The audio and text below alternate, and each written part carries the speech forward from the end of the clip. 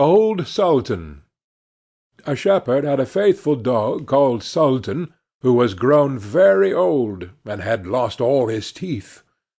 And one day, when the shepherd and his wife were standing together before the house, the shepherd said, "I will shoot old Sultan to-morrow morning, for he is of no use now." But his wife said, "Pray let the poor faithful creature live. He has served us well a great many years, and we ought to give him a livelihood for the rest of his days."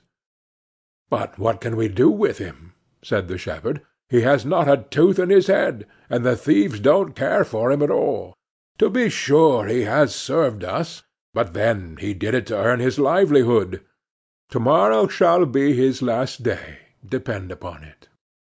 Poor Sultan, who was lying close by them, heard all that the shepherd and his wife said to one another, and was very much frightened to think to-morrow would be his last day. So in the evening he went to his good friend the wolf, who lived in the wood, and told him all his sorrows, and how his master meant to kill him in the morning. "Make yourself easy," said the wolf.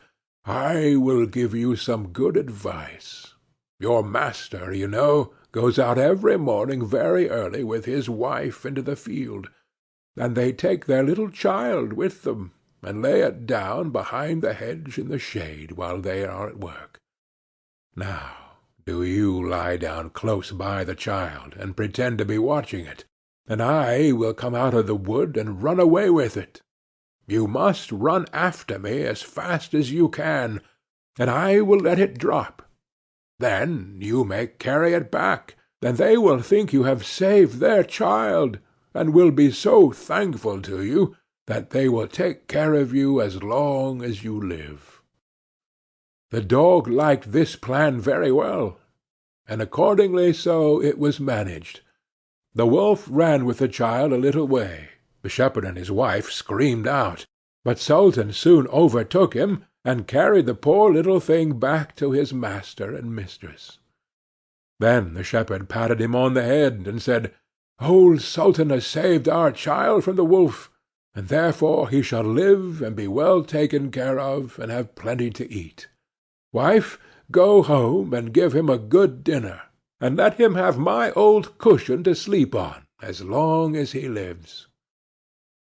So from this time forward Sultan had all that he could wish for. Soon afterwards the wolf came and wished him joy, and said, "Now, my good fellow, you must tell no tales, but turn your head the other way when I want to taste one of the old shepherd's fine fat sheep." "No," said the Sultan, "I will be true to my master." However, the wolf thought he was in joke, and came one night to get a dainty morsel. But Sultan had told his master what the wolf meant to do, so he laid wait for him behind the barn door, and when the wolf was busy looking out for a good fat sheep, he had a stout cudgel laid about his back that combed his locks for him finely. Then the wolf was very angry, and called Sultan an old rogue, and swore he would have his revenge. So the next morning the wolf sent the boar to challenge Sultan to come into the wood to fight the matter. Now Sultan had nobody he could ask to be his second but the shepherd's old three-legged cat. So he took her with him, and as the poor thing limped along with some trouble, she stuck up her tail straight in the air. The wolf and the wild boar were first on the ground, and when they espied their enemies coming, and saw the cat's long tail standing straight in the air, they thought she was carrying a sword for Sultan to fight with, and every time she limped they thought she was picking up a stone to throw at them. So they said they should not like this way of fighting, and the boar lay down behind a bush, and the wolf jumped up into a tree.